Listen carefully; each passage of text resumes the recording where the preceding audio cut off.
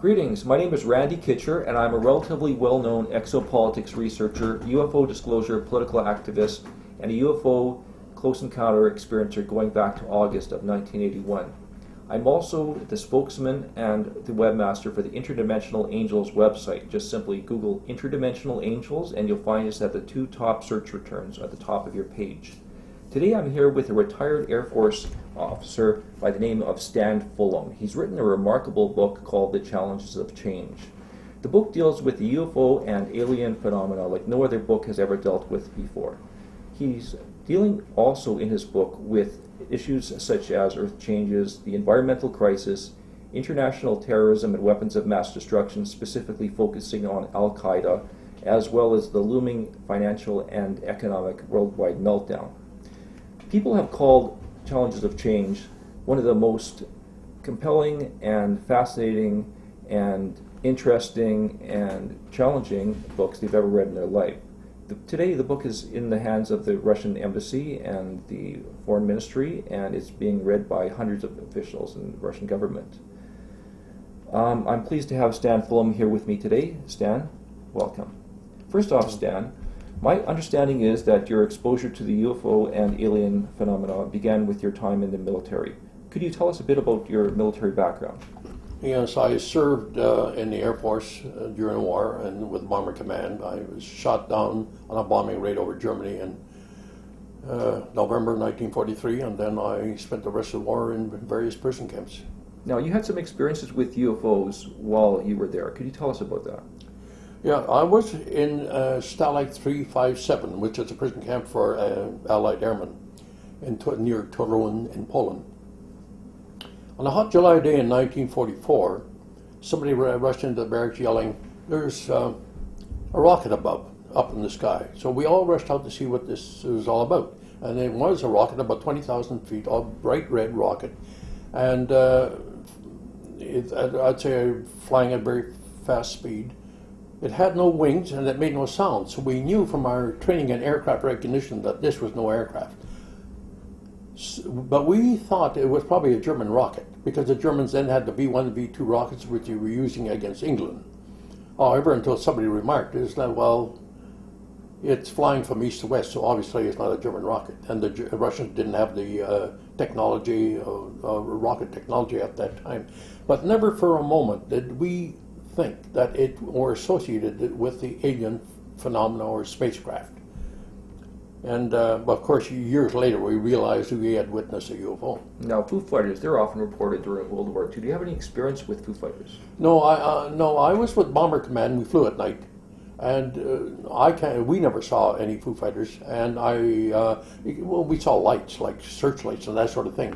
I talked to a couple of crews who said that they had seen some strange lights, but they could have been mistaken for night fighters. So that was a very rare incident. So they're more of a daylight phenomenon, the Foo Fighters? Yes. There were several fighter pilots in our prison camp. One of them was Ron. He was a Spitfire pilot who told me about his experience. He was on a sortie over France, and he said suddenly these two Foo Fighters approached his aircraft and flew alongside each wingtip with him, in formation with him, for several minutes. He was very, very nervous because he never had this experience before. He had never heard about them either. And he says, but after a while he relaxed because they took no offensive action against his Spitfire. When he returned to the squadron, he reported the incident to the debriefing officer. And he was telling me about the reaction of the debriefing officer, who looked up at the ceiling with a silly smirk on his face in total disbelief of what this 19-year-old pilot was telling him. So Ron said that he had a similar experience with Foo Fighters on 2 other occasions after that, but he never again reported them to the squadron. So as you see, is that the what will say, ridicule, incredibility, and the cynicism and this sort of thing in dealing with the UFO phenomenon goes right to the very start. Okay. So did you remain with the Air Force after the war?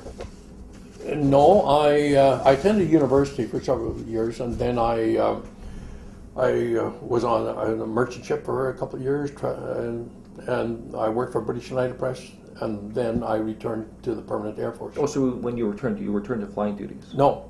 I returned as a fighter controller with NORAD. Now, a fighter controller basically works functions within the radar sites that are all around North America. But a fighter controller's principal job is to direct and control the jet fighters onto the enemy bombers, because we track them on our radar scope. We can see them. Jet fighters can't see the bombers until they get close enough to see them. Now, from all the reports I read, NORAD had thousands and thousands of reports of UFOs that have never been released to the public. What was your experience there? Yes, I was reporting for duty as the duty controller one night at the radar base, and the officer I was replacing told me, pointed out that there were two UFOs that hovered about 1,000 feet up, about 2 miles away. They were large, 2 to 3 times the size of our aircraft, and they had a series of lights around the periphery of their framework. So I scrambled a couple of the standby fighters, the jets.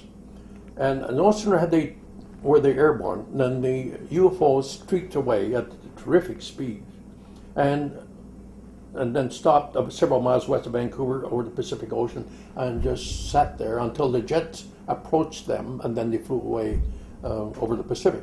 Now, the next morning, the base commander called, and he said, he was getting calls from the media.